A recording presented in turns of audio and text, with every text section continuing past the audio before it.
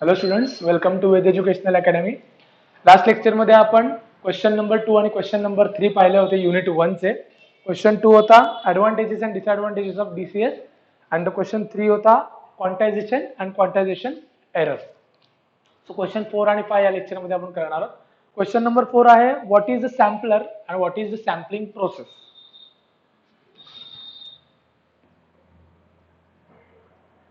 Sampler आणि sampling process. सगळ्यात पहिले आपण सॅम्पलिंग प्रोसेस काय असते ते पाहूया. क्वांटायझेशन मध्ये आपण ही सॅम्पलिंग प्रोसेस पाहिलेलीच होती, बट स्टील एकदा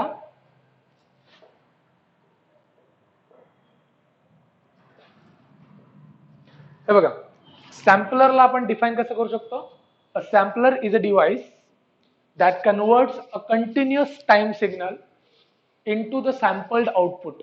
ओके, तुम्ही तुमची डिफिनेशन तयार करू शकता. A sampler is a device, एक डिव्हाइस आहे ज्याला आपण इनपुट काय दिलंय, continuous time signal. Continuous time सिग्नलला आपण अॅनालॉग सिग्नल पण म्हणतो. Analog signal, continuous time signal both are same. So the sampler is a device that converts a continuous time signal into the sampled output.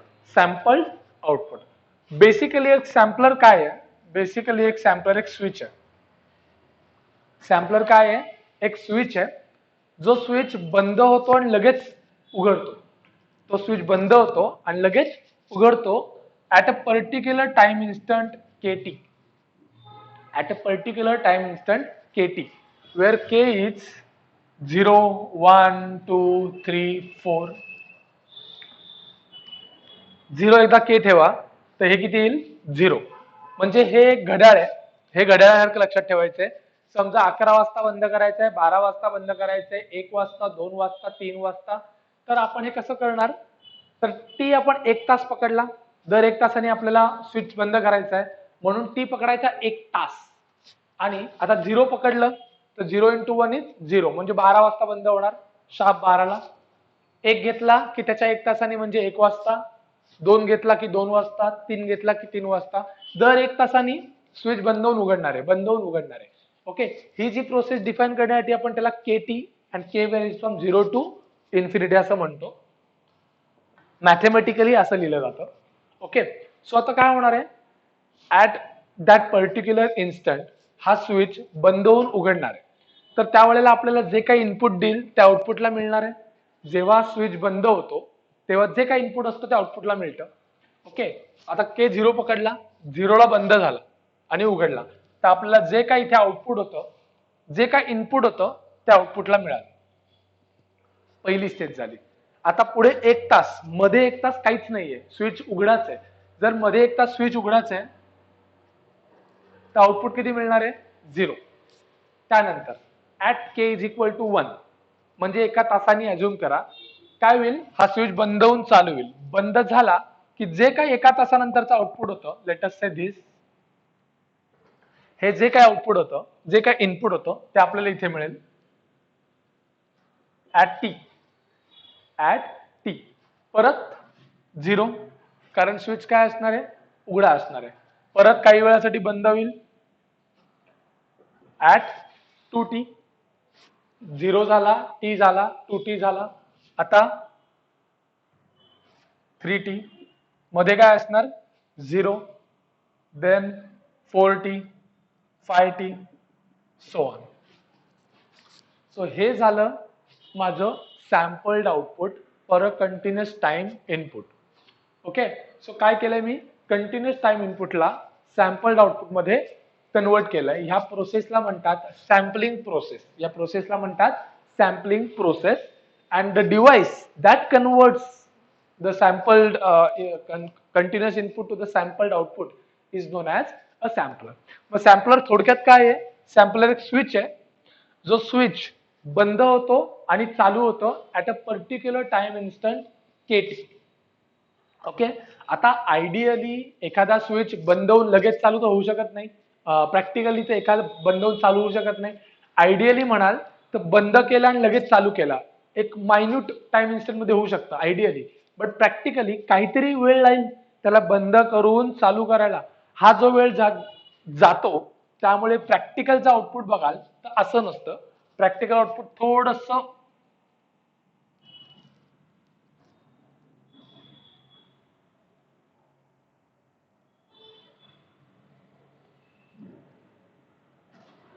हे practical output आहे. हे जे अंतर आहे दिस डेल्टा टी, हे जे डेल्टा टी अंतर आहे ना, हे अंतर कशामुळे आलेलं आहे की प्रॅक्टिकली आपण तो स्विच बंद करून लगेच चालू करू लगेच उघडू शकत नाही ना. तो न उघडता आल्यामुळे जो मध्ये डिले येतो प्रॅक्टिकली त्याला आपण म्हणतो delta T.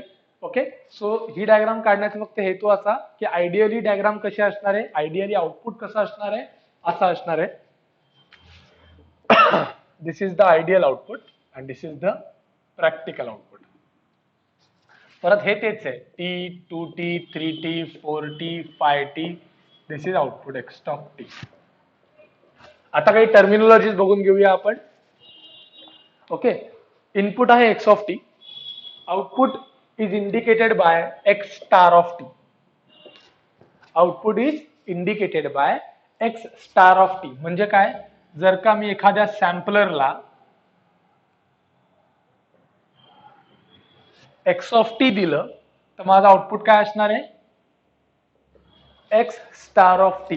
Star indicates sampled output, star indicates sampled output. Okay, this is my, हे आपण असं डिनोट करतो याला की एक्स स्टार ऑफ टी म्हणजे सॅम्पल्ड आउटपुट. सो ही झाली overall sampling process.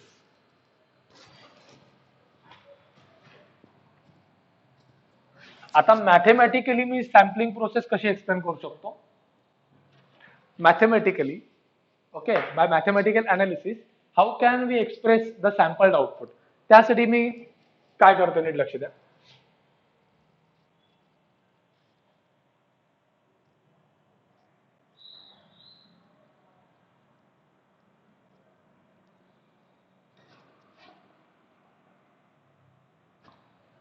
Late us assume this is a train of impulse. Train of impulse. आता सगळ्यात पहिले इम्पल्स म्हणजे काय, तर आपण नेटवर्क अनालिसिस मध्ये काही इनपुट शिकलो होतो. त्यात आपण इम्पल्स शिकलो होतो, स्टेप शिकलो होतो, रॅम्प शिकलो होतो. कंट्रोल सिस्टीम 1 मध्ये हे शिकलेलो आहे. What are the different types of inputs. त्यातला सगळ्यात बेसिक इनपुट असतो इम्पल्स. इम्पल्स म्हणजे काय, it is a signal that is present only at t is equal to 0. that is present only at t is equal to 0. मागे पण नाही, पुढे पण नाही, कुठेच नाही, फक्त कुठे आहे ती, t is equal to 0 ला. आता ट्रेन ऑफ इम्पल्स म्हणजे काय, एक अशी सिग्नल घेतली जी फक्त 0 ला प्रेझेंट होती, एक अशी सिग्नल घेतली जी फक्त 1 ला प्रेझेंट होती, एक अशी सिग्नल घेतली जी फक्त 2 ला प्रेझेंट होती, एक अशी सिग्नल घेतली जी फक्त 3 ला होती, 4 ला होती, 5 ला होती. आणि या सगळ्या सिग्नल जर मी ऍड केल्या, या सगळ्या सिग्नल एक एक करून मी ऍड केलं तर मला काय मिळेल, I will get a train of impulse. त्याला काय म्हणतात, train of impulse. Train of impulse. Mathematically train of impulse मी कसं लिहू शकतो, k is equal to 0 to infinity delta of t minus kt. Delta of t minus kt.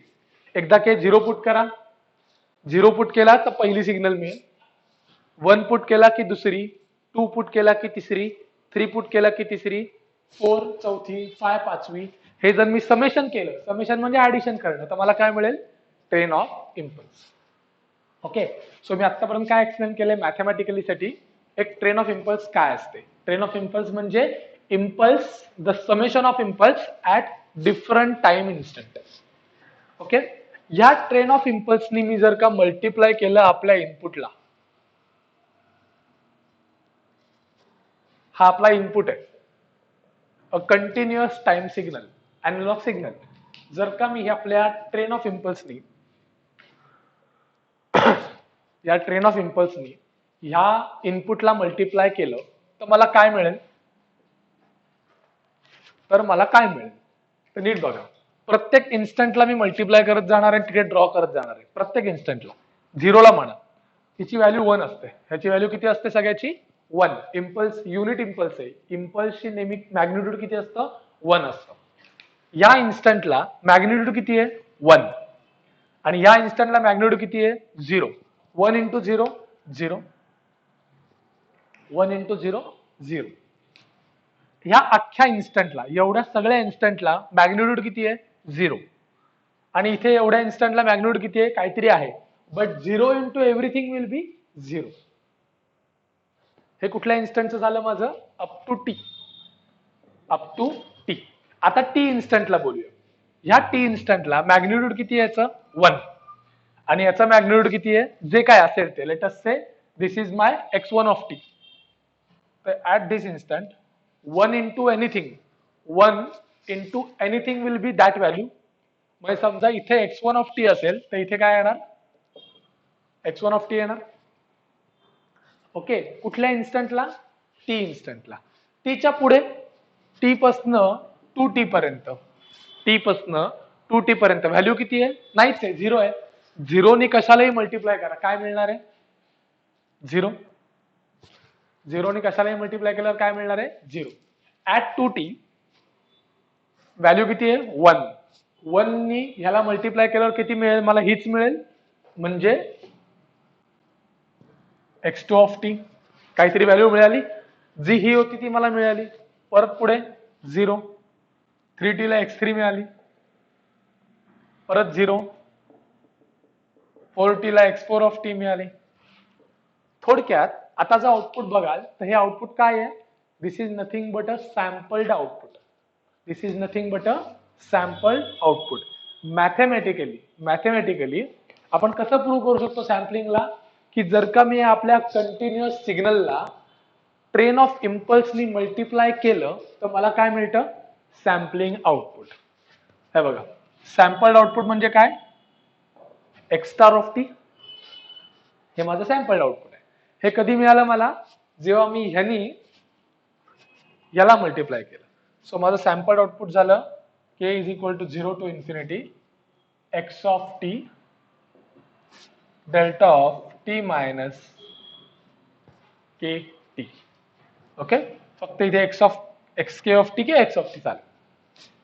So बघा जर का मी ह्या सिग्नलला याने मल्टिप्लाय केलं तर मॅथमॅटिकली माझं सॅम्पलिंग हे असणार आहे.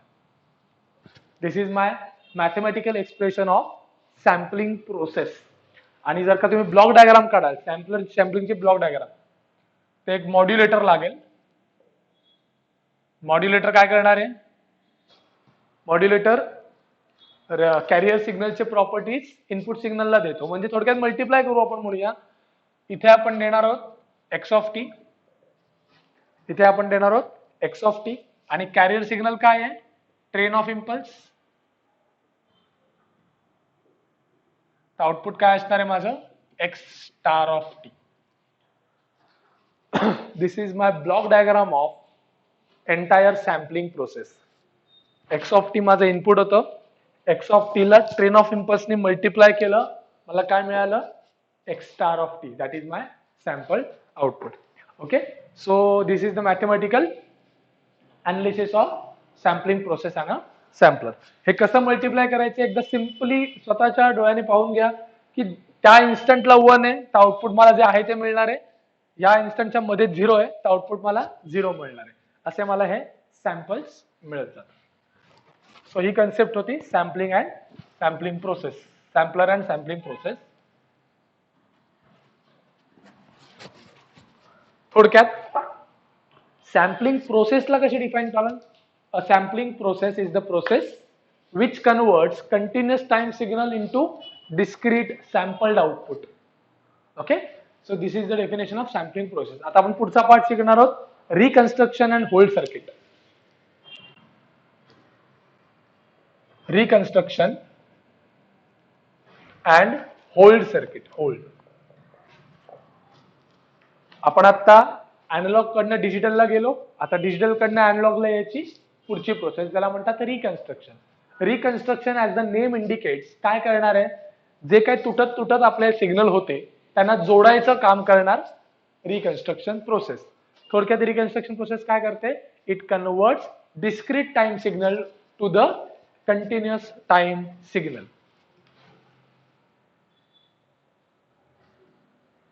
हे आपलं मगाचं सॅम्पल आउटपुट होतं. This was sample output. याच्यामध्ये ज्या गॅप्स आहेत, या गॅप्स भरायचं काम कोण करतं? Reconstruction process. त्या गॅप भरण्याच्या कामाला काय म्हणतो आपण? Reconstruction process. आणि ते कोण करतं? The device that converts digital output to the continuous time output is known as hold circuit. आता हे गॅप कसं भरणार? कशी काही डिपेंड असतात, आता ते सांगतो काय. हे जे गॅप भरायचं काम केलं, त्या गॅप भरण्याच्या कामाला आपण म्हणतो रिकन्स्ट्रक्शन प्रोसेस. आणि device that converts it is known as hold circuit. आता मॅथमॅटिकल तुम्हाला एक इक्वेशन पाठ करायचं आहे.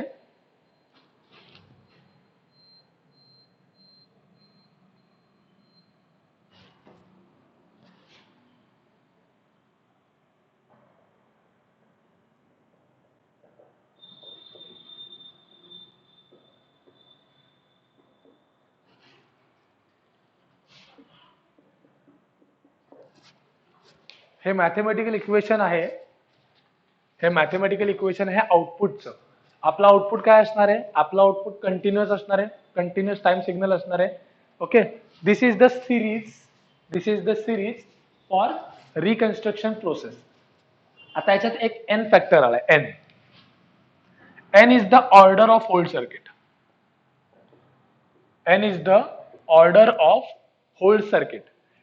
एन जितका तेवढ्या ऑर्डरचा होल्ड सर्किट आपला असणार आहे.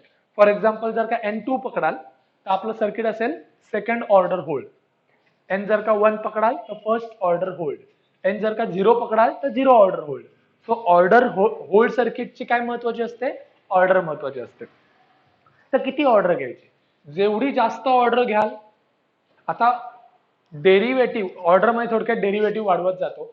जेवढं तुम्ही जास्त ऑर्डर घ्याल तेवढी ही जी गॅप भरायची अॅक्युरसी असते ना, गॅप भरायची अॅक्युरसी जास्त असेल, तेवढं मायन्यूट तुमचं डिटेल तुम्हाला जेवढी सिग्नल तुमची सॅम्पल झालेली होती ती तुम्हाला परत मिळेल. ओके, आणि जितकं कमी ऑर्डर घ्याल तेवढं रफ डायग्राम मिळेल. आता बघा, ही ओरिजिनल कशी आहे आपली? अशी होती. ही जास्त अॅक्युरेट आहे, ही खूप कमी अॅक्युरेट आहे. Why? Because it is the higher order hold, it is the lower order hold.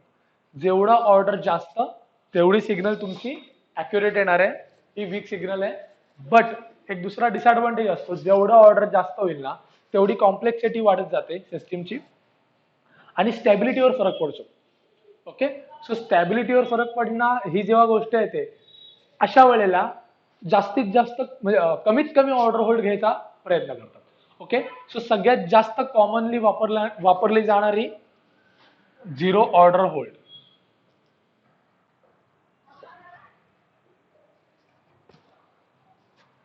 सगळ्यात कॉमनली वापरलं जातं जे ऑर्डर होल्ड सर्किट ते आहे 0 ऑर्डर होल्ड सर्किट.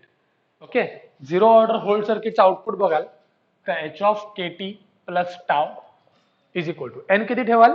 एन 0 ठेवाल. 0 इथे एन जर का 0 ठेवलात ना तर h is equal to X of kt इतका येतं. H kt plus tau is equal to फक्त एक्स ऑफ kt. फक्त कुठली टर्म येणार आहे? फक्त लास्ट टर्म येणार आहे. जेव्हा एन वाढत जाईल तेवढ्या टर्म्स येत जातील. आता फक्त 0 ऑर्डर होल्ड आहे म्हणून आउटपुट इज इक्वल टू काय? फक्त इनपुट. थोडक्यात काय की 0 ऑर्डर होल्ड काय करतो? गॅप्स भरून काढतो 2 कन्झिक्युटिव्ह इन्स्टंट मधला. आता ही गोष्ट व्यवस्थित समजून घ्यायची की 0 ऑर्डर होल्ड काम कसा करतो. 0 ऑर्डर होल्ड काय करतो? सरळ लाईन मारतो 2 इन्स्टंट मध्ये, डायरेक्ट गॅप भरतो सरळ लाईन मारून. इथे 0 आहे, सो 0.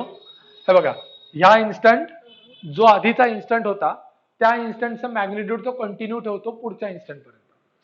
सो इथे 0 होता, हा 0 ठेवला. इथे ही व्हॅल्यू तो कंटिन्यू ठेवणार, इथे ही व्हॅल्यू तो कंटिन्यू ठेवणार, इथे ही व्हॅल्यू तो कंटिन्यू ठेवणार, इथे ही व्हॅल्यू कंटिन्यू ठेवणार and so on. So 0 order hold काय करतो? 2 कन्झिक्युटिव्ह इन्स्टंट मधली गॅप कशी भरतो? आधीची जी इन्स्टंटची जी व्हॅल्यू असेल ती व्हॅल्यू पुढच्या इन्स्टंट पर्यंत कंटिन्यू ठेवतो. It fills the gap between two consecutive instant. कसं, जी आधीच्या इन्स्टंटची मॅग्निट्यूड असेल ती तो कंटिन्यू ठेवतो पुढच्या इन्स्टंट पर्यंत, मग पुढच्या इन्स्टंटला पुढची व्हॅल्यू पकडतो, असं करत हा गॅप भरतो. So this is the basic zero order hold circuit. Okay, so हे होते रिकन्स्ट्रक्शन अँड होल्ड सर्किट बद्दल सगळी माहिती. आता याचं काय थेअरी कशी लिहायची, कुठले कुठले डायग्राम्स ड्रॉ करायचे, कसं आन्सर फ्रेम करायचं, हे मी तुम्हाला नोटमध्ये देईन. थँक्यू.